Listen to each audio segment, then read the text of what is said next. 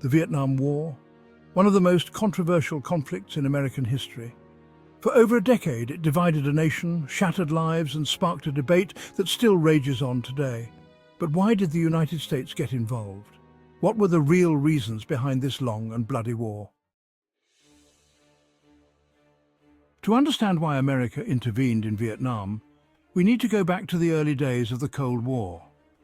After World War II, the world was divided into two opposing ideologies: communism, led by the Soviet Union, and capitalism, led by the United States. US foreign policy at the time was dominated by the idea of containment, the belief that communism had to be stopped from spreading, particularly in Asia.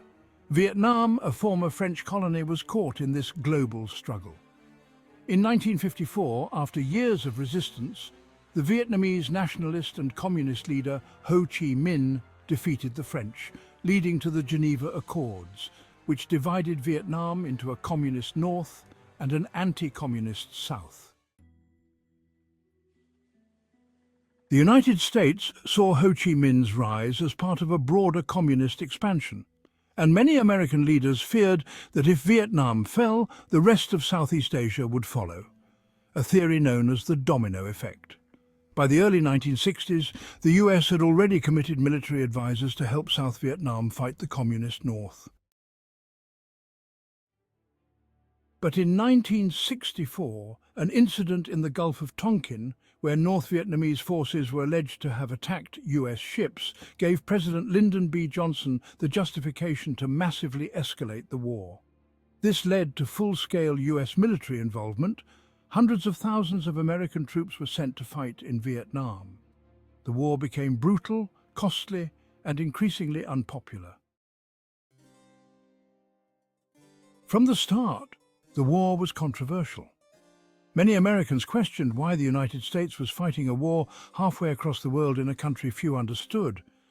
The US government justified its involvement as a necessary stand against communism, but critics argued it was a misguided attempt to prop up a corrupt South Vietnamese government. Reports of atrocities, like the My Lai massacre, where US soldiers killed hundreds of unarmed Vietnamese civilians, and the widespread use of napalm and Agent Orange, added to the outrage. Back home, protests erupted, especially among students and civil rights leaders who saw the war as not only unjust, but also racially and economically biased. Poor and minority Americans were disproportionately sent to fight and die in Vietnam.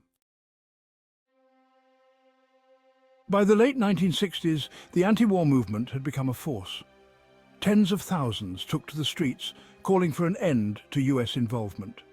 Prominent figures, including Dr. Martin Luther King Jr., condemned the war, arguing it was draining resources from the fight for civil rights at home. The country was deeply divided, families torn apart, soldiers returning home to a nation in turmoil, and public trust in the government eroding. In 1969, newly elected President Richard Nixon began the process of Vietnamization, gradually withdrawing US troops and shifting the burden of fighting to the South Vietnamese. However, the war dragged on until 1975, when North Vietnamese forces captured the southern capital of Saigon, ending the conflict. The US had spent billions of dollars and lost over 58,000 American lives, and yet the war was ultimately a failure. Vietnam was unified under communist control, and the scars of the conflict still haunt America today. The Vietnam War left a lasting impact on the veterans who fought in it, the civilians who lived through it, and the nation that debated its necessity.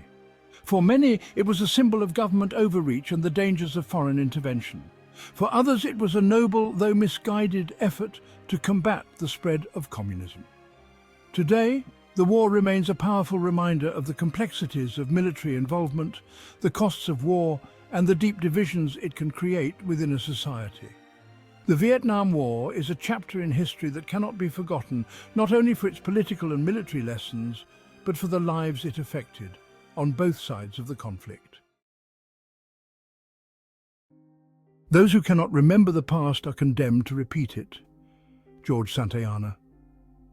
Let us remember, make the background music historical.